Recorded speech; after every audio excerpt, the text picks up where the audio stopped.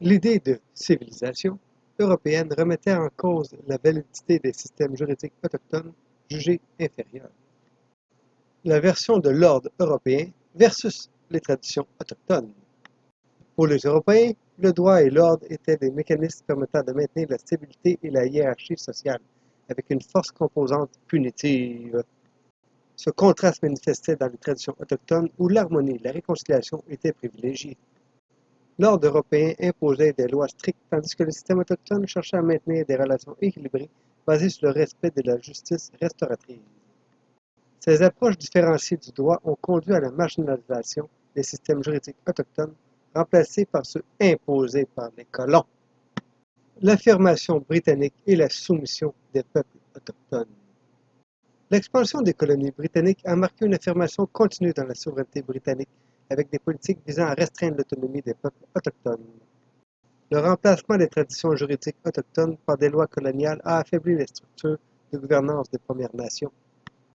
La volonté d'instaurer un cadre juridique uniforme et en faveur des colons et de l'autorité impériale a contribué à éroder l'autonomie des peuples autochtones. L'inondation des colons et ses effets. L'afflux massif des colons a eu un impact dévastateur sur les communautés autochtones, tant sur le plan démographique que social. En plus des pressions exercées sur leurs terres, les peuples autochtones ont dû faire face à la domination des lois coloniales et ce qui a profondément affecté leur structure sociale et surtout juridique. Les politiques de titre foncier et leur impact sur les traditions juridiques autochtones. Les politiques du titre foncier et les traités conclus avec les peuples autochtones ont joué un rôle clé dans les bouleversements des traditions juridiques autochtones. Ces politiques, destinées à céder des terres aux colons, ont limité la souveraineté des peuples autochtones en transformant leurs droits en droits spécifiques plutôt qu'en une reconnaissance de leur souveraineté entière. Cette réduction de leurs droits a conduit à de nombreuses contestations, mais celles-ci ont souvent été ignorées ou rejetées par les autorités coloniales. La loi du potlatch, ou un symbole de résistance.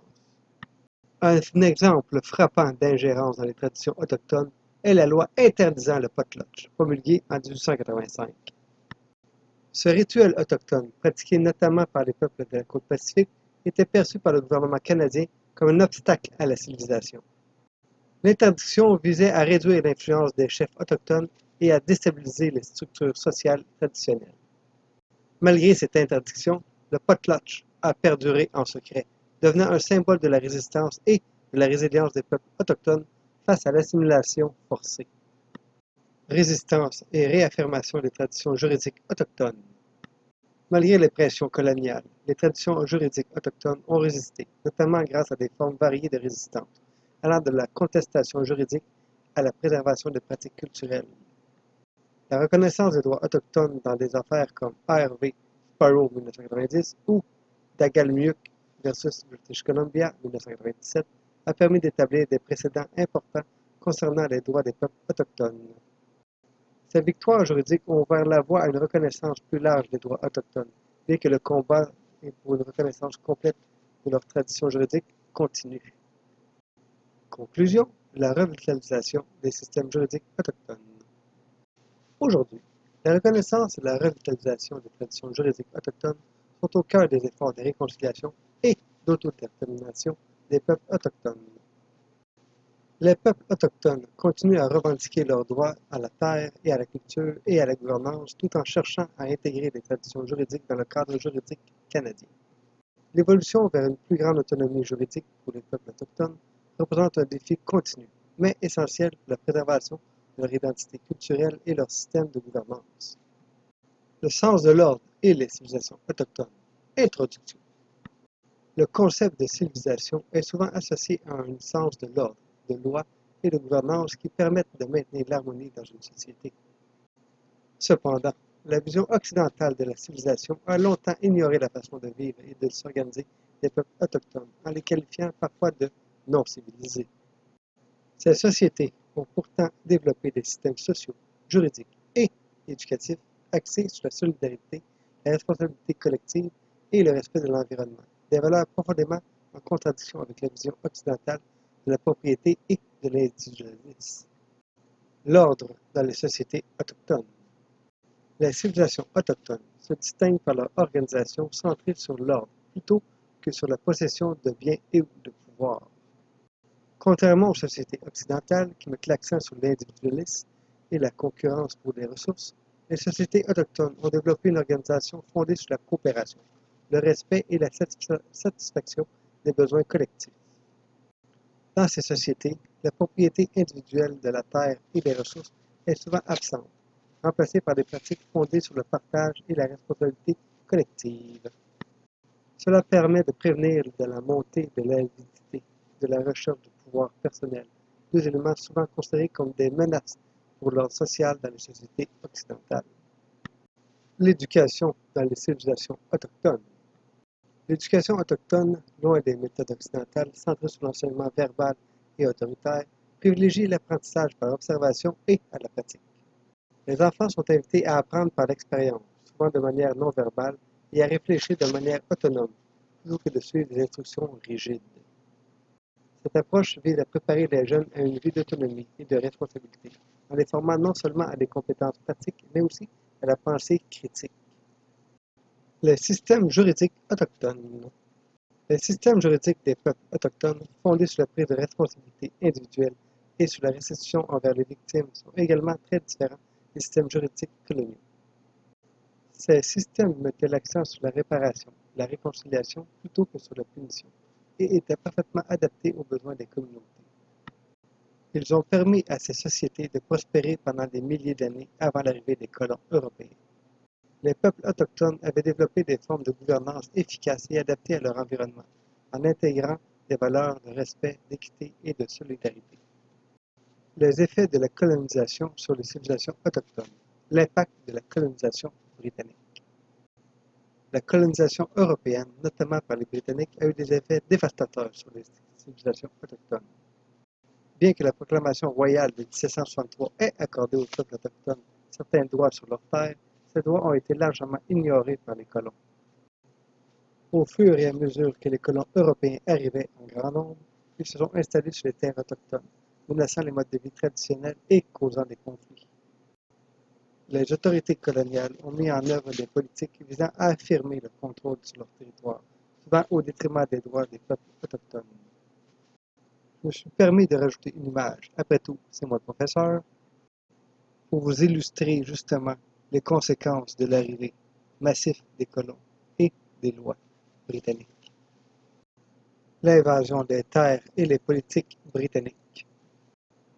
Entre les années 1776 et 1884, de nombreux colons sont arrivés en Nouvelle-Écosse et ailleurs, souvent en violant les droits des peuples autochtones.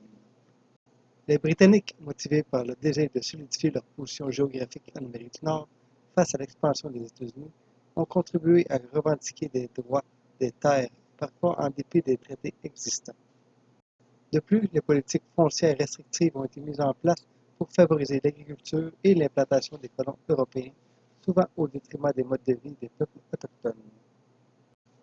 Entre parenthèses, c'est pas nouveau que les États-Unis veulent qu'on devienne leur 51e État. Les politiques foncières et la résistance autochtone. Les politiques à titre foncier, telles que celles mises en œuvre par James Douglas en 1851, ont tenté de forcer les peuples autochtones à adopter un mode de vie agricole s'ils voulaient être reconnus comme propriétaires légitimes de leurs terres. Cette politique, qui a inspiré par ces accords similaires en Nouvelle-Zélande, a été renforcée l'idée que seuls les groupes agricoles pouvaient détenir des terres. Cependant, de nombreux groupes autochtones ont résisté et en conservant leur mode de vie traditionnel, notamment la chasse et la cueillette, et ont diversifié leur activité économique pour s'adapter aux nouvelles réalités. La loi sur les Indiens et l'assimilation. La loi sur les Indiens de 1876 a constitué un autre aspect majeur de la politique coloniale visant à assimiler les peuples autochtones. En les classant comme Indiens, les soumettant à une série de règles et de régulations, ces lois ont cherché à effacer l'identité et la souveraineté des peuples autochtones. Les peuples autochtones ont été considérés comme des pupilles de l'État, privés de leur autonomie et soumis à des restrictions sévères, notamment dans le domaine de l'éducation et des cérémonies culturelles. Les conséquences de la loi sur les Indiens. L'un des aspects les plus marquants de la loi sur les Indiens était son système d'affranchissement qui obligeait les Autochtones à renoncer à leur statut d'Indien pour devenir des citoyens canadiens et à adopter des modes de vie européens pour y parvenir. Ce programme d'assimilation a eu peu de succès et a été largement rejeté par les communautés autochtones. La loi sur les Indiens a également interdit à des pratiques culturelles importantes, comme le potlatch, qui était un rituel de redistribution des richesses et un moyen pour les peuples côtiers de réaffirmer leurs traditions et leur statut social. Cette interdiction a eu des effets dévastateurs sur la transmission des savoirs et des valeurs culturelles entre les générations. La résistance et la révision des lois. Malgré la répression, les peuples autochtones ont continué à pratiquer leur culture en secret, notamment le potlatch, au risque de lourdes sanctions. Ce n'est qu'en 1951 que l'interdiction du potlatch a été levée. Il faudra encore plusieurs décennies avant que certaines autres politiques d'assimilation, comme le système scolaire résidentiel, ne soient abolies. Ce n'est qu'après la Seconde Guerre mondiale que le traitement des peuples autochtones a été réévalué, mais les cicatrices laissées par des décennies de répression sont profondes. Conclusion. La résilience des peuples autochtones. Malgré les tentatives d'assimilation et les politiques coloniales visant à effacer leur culture, les peuples autochtones du Canada ont résisté. Ils ont continué à préserver leurs traditions et à revendiquer leurs droits et à lutter pour la reconnaissance de leur souveraineté. Cette résistance ainsi que la révision progressive des politiques coloniales ont permis aux civilisations autochtones de survivre et de s'adapter aux défis du monde moderne, tout en conservant leur identité culturelle unique. C'est ce qui met fin au 4e cours. Ce cours a été le plus lourd que j'ai eu à donner jusqu'à maintenant. Je tenais à dire un merci spécial aux membres de la communauté autochtone qui m'a fabriqué ces mitaines en peau de castor. Malgré toutes les années de dessinage, malgré les décennies de pression coloniale par le gouvernement, notre culture continue à se transmettre de génération en génération.